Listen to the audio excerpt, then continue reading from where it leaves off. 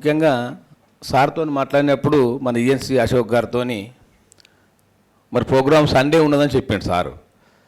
Sunday నేను వస్తాను రాను సార్, నేను తప్పకుండా 27 తారీఖు నాడే వస్తా, మీ ఆఫీస్కి వచ్చి మీకు ఘనంగా సన్మానం చేసిపోతా అని చెప్పి నేను సార్కు మాట వచ్చిన. ఎందుకంటే నాకు ఉన్నది ఏంటంటే అభిమానం, అంటే అశోక్ సార్ అంటే అభిమానం. అశోక్ గారు మా దగ్గర డిప్టీగా చాలా బ్రహ్మాండంగా పనిచేసిండు. మరి మా సంజీవరావు గారు ఈఎన్సీ గారు అయితే మా దుబ్బాక నియోజకవర్గంలో ఇప్పటికీ ఇంజనీరింగ్ శాఖ అంటే సంజీవరావు అంటే బ్రాండ్. ఏ పార్టీ వాళ్ళు కానీ, గతంలో ఉన్నటువంటి మాజీ సీఎం కేసీఆర్ కానీ, ఇప్పుడున్న సీఎం రేవంత్ రెడ్డి గారు కానీ, ఇప్పుడున్న ఎమ్మెల్యేలు కానీ, గతంలో మంత్రులు కానీ అందరూ కూడా మా ఉమ్మడి మెదక్ జిల్లాలో గుర్తుపట్టే వ్యక్తి అంటే నీతి నిజాయితీకి మారిపోయారు మా సంజీవరావు గారు. మా సంజీవ్ గారు గుర్తులంటే మా నియోజకవర్గంలో ముత్యంరెడ్డి సంజీవరావు, మా మాజీ మంత్రి గారు, మా గురువు గారు ముత్యంరెడ్డి గారు ఉండ్రి.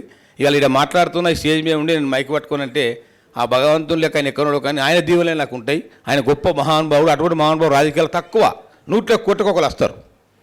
ఇలా వారియే రోడ్లు, వారిద్దరియే వాటర్ ట్యాంకులు, వారిద్దరియే స్కూల్ బిల్డింగులు, వారిద్దరియే కమ్యూనిటీ హాళ్ళు, వాళ్ళే సీసీ రోడ్లు. జన్మభూమిలో ఏం రోడ్లు అవి, బ్రహ్మాండమైన రోడ్లు. ఇవాళ అభివృద్ధి అని అంటే ఆ ముత్యంరెడ్డి గారు సంజీవరావు కాంగ్రెస్ అభివృద్ధి ఉన్నది. ఆ రోడ్లన్నీ మా పంచాయతీ మా ఎస్సీ నరేంద్ర గారు తెలుసు. మొత్తం గుంతలమయమవుతున్న సార్ అంటే ఇప్పుడు పనసలేని పరిస్థితి, పూర్తిలేని పరిస్థితి. అటువంటి పరిస్థితిలో వాళ్ళు ఎన్ని డెవలప్మెంట్ చేశారంటే చాలా అమోఘం. మా నియోజకవర్గంలో ప్రజలందరూ కూడా మా హృదయాల్లో ఉన్న వ్యక్తి ముత్యంరెడ్డి గారు, సంజీవరావు గారు. ఇక అశోక్ గారు ఏందనంటే, అశోక్ గారు మా దగ్గర డిప్టీగా ఉన్నప్పుడు నేను అప్పుడు జడ్పీటీసీని, జిల్లా పరిషత్ ప్రో లీడర్ను టీడీపీ.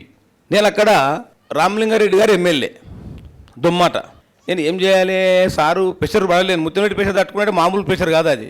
వాళ్ళకి ఎరికే, అశోక్ ఎరికే, సంజీవరావు సాబ్ ఎరికే, ఇక్కడ ఉన్న జోగారెడ్డి కూడా కొంతమంది తెలుసు.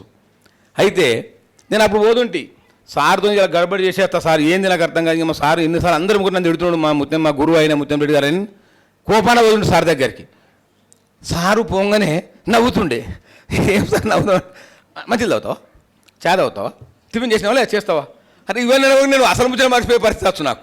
సారు మనం 50% డెలివరీ అయిపోతుంది నేను సమస్య మీదకి వెళ్ళి చేసి, వెంకటేశ్వర సార్ ఏం కావాలి, జడ్పీటీసీ గారు ఏం కావాలి, లేదు సార్ బిల్ అయ్యో నీకు తెలియదు, అది నేను చేస్తాను, నేను ప్రాబ్లం చేసిన, నేను ఎమ్మెల్యే గారితో మాట్లాడినా, నీకు ఎందుకు నేను చేస్తాను, నీకు ఎందుకు నేను ఉన్నగా, నీకు నువ్వేం డోంట్ వరీ, నీకు ఎందుకు అంటాడు. కానీ మొత్తం మీద మరి ఆయన ఏం కన్వీన్సో తెలియదు నాకు. మళ్ళీ ఎమ్మెల్యే గారికి ఏం మాట్లాడో తెలియదు. మా ప్రాబ్లం సాల్వ్ చేస్తుండే. నేను లొల్లి పెట్టుకుందామని పోయినోని నవ్వుకుంటూ రావాల్సి వచ్చు. అంటే అది ఆ యొక్క చాకచయం అందరు రాదు, అది కొంతమందికే. చాలా బ్రహ్మాండంగా పనిచేసిండు అశోక్ సారు.